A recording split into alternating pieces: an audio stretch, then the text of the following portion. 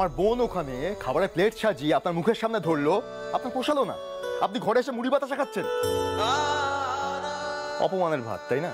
খেতে পারবেন না, পরিশ্রমের ফসল এইসব। এত জেদ কোত্থেকে আসে আপনার? মানে কেন করেন এত জেদ আপনি? উত্তর নেই। উপোস কেন করেছেন? উপোস কেন করেছেন? কি চান আপনি? আরে কিছু তো বল। মাথা ঘুরে রাস্তার ধারে পড়ে থাকতেন, ভালো হতো সেটা। কেন করছেন এগুলো? আমাকে হেকেল করার জন্য?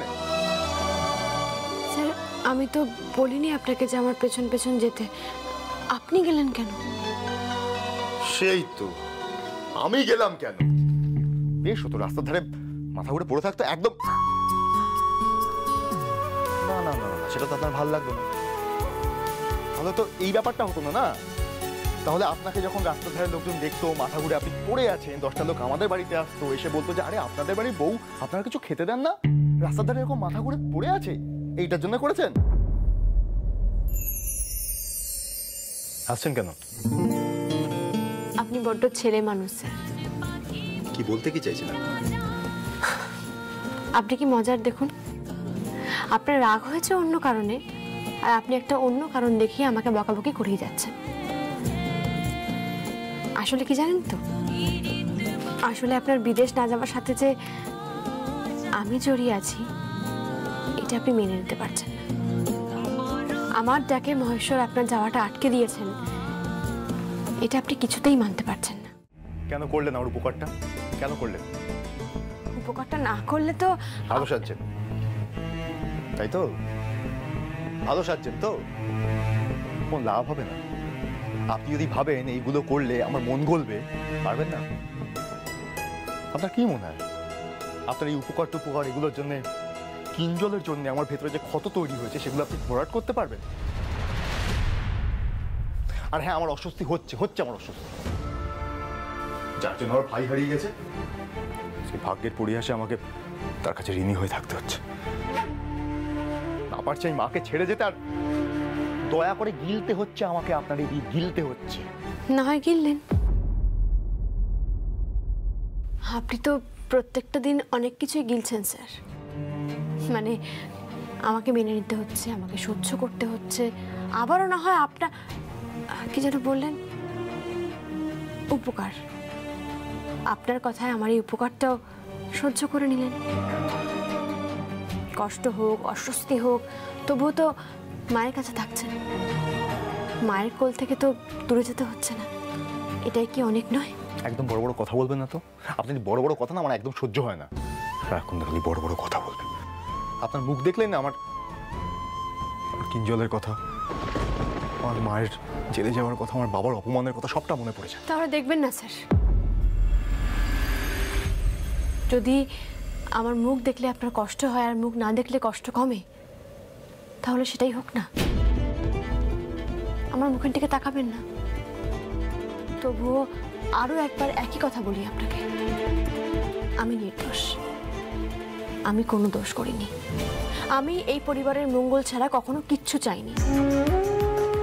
কি করে আপনাকে বিশ্বাস করাবো আমি সেটাও জানি না। তবে এই চাওয়াটা আপনি হাজারো মারধর করেও উল্টোপাল্টা কথা বলেও তো বন্ধ করাতে পারবেন না স্যার। আপনাদের ভালোর জন্য যা যা করার প্রয়োজন, যতটুকু আমার সাধ্য আমি তো তা করবোই স্যার।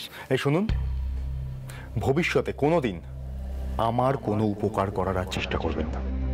আর যদি করেন, আমার থেকে খারাপ কিন্তু কেউ হবে না।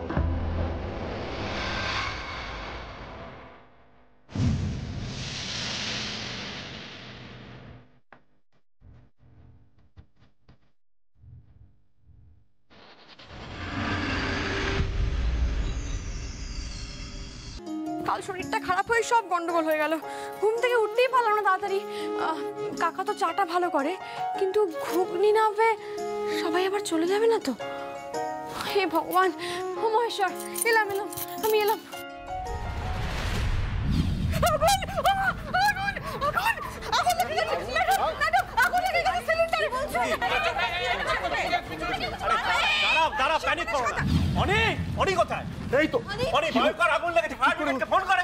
আগুনটা নেভাতে হবে তো তার আগে। ওখানে যাওয়া মানে তো বিপদ। যে কোনো মধ্যে সিলিন্ডারটা ব্রাশ করতে কেউ তো ফোন এই ঘরের দিকে আরে কেউ রান্নাঘরের দিকে যেও না রান্নাঘরের দিকে আরে শ্যামলী আরে কোথায় যাচ্ছিস শ্যামলী ওদিকে যাস না কোথায় যাচ্ছিস রনি আরে কি করছেন কি আপনি এখানে আগুন জ্বলছে তো আপনার বিপদ হয়ে যেতে পারে করছেন কি আপনি আপনি এখান থেকে যান এখানে থাকা আপনার নিরাপদ নয় আরে আমাকে আমার কাজটা করতে দিন সরুন নিরাপদ নয় মানে আপনার জন্য নিরাপদ নাকি আরে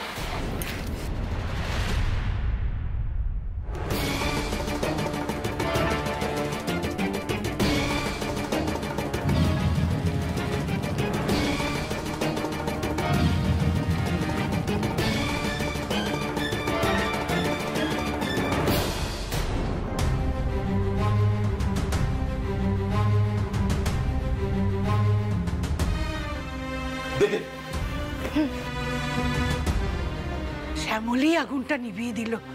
এতটুকু ভয় পেল না মেয়েটা?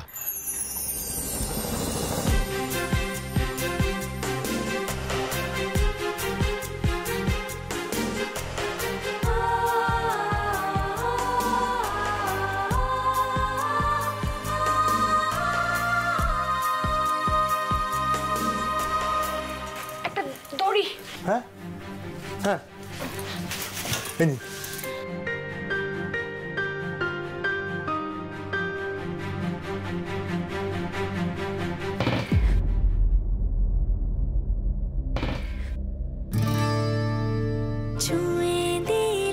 ছুঁয়ে দিলে মুখ পোড়ার এসেছে কোন গোপনে মন ভেসেছে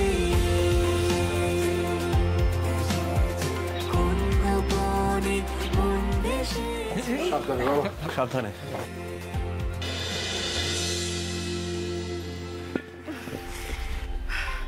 সিলিন্ডার বাইরে বেরিয়ে গেছে আর কোনো ভয় নেই স্যার এবার গ্যাসের লোক যখন আসবে আসুক আপনারা অন্য সিলিন্ডার লাগিয়ে রান্না বান্না শুরু করতে পারেন আমি আসি কোথায় যাচ্ছিস শ্যামলীদি ভেতরে সবাই ডাকছে তোকে চল দাদা ভাই তুইও চল চল চল চল আমাকে কেন বল না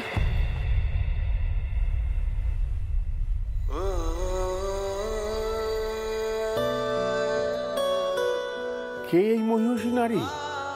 কে এই বীরাঙ্গনা? ওকে তো আগে দেখিনি। তুমি কে মা?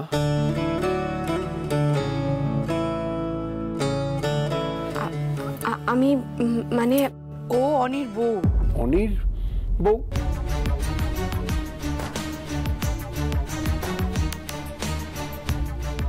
ওরে দুষ্টু ছেলে, তুই বিয়ে করলি কবে? আর বউটার এত বড় খবরটা তুমি আমাদের কাছে চেপে গেলে? হ্যাঁ আসলে বিয়েটা হঠাৎই এমনভাবে হয়ে গেল যে কাউকে। যাক এসে যাক, দেখো দেখি কিরম লক্ষ্মী প্রতিমার মতো বউ পেয়েছো। বাহ বাহ বাহ, চমৎকার। আর কি সাহস! সবাই যখন ভয়ে ঠকঠক করে কাঁপছে তখন ও নিজে প্রাণের ঝুঁকি নিয়ে এগিয়ে গেল, একটুও ঘাবড়ালো না। কি ঠান্ডা মাথা! হা হা। হ্যাঁ, তুমি তো আজকে ওকে প্রথম দেখলে।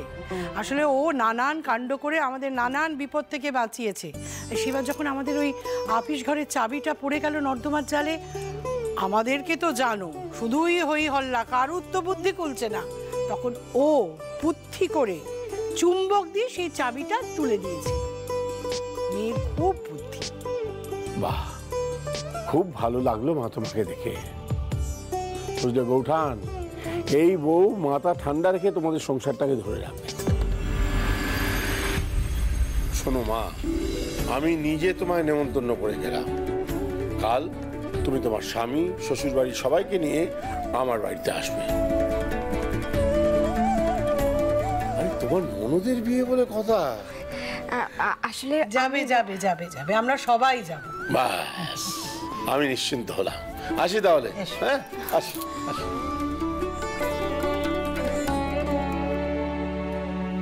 ঠাম্মি, এটা তুমি কি করলে ঠাম্মি? তুমি ওনাকে কথা দিয়ে দিলে যে শ্যামলী কালকে আমাদের সঙ্গে যাবে। মানে তুমি বলে দিলে যে ও দাদা ভাইয়ের স্ত্রী। তুমি সবাইকে ওকে জোড়াবাড়ির বউ হিসেবে পরিচয় দিচ্ছ। সত্যি ঠাম্মি, তুমি কিন্তু কাজটা মোটেই ভালো করোনি।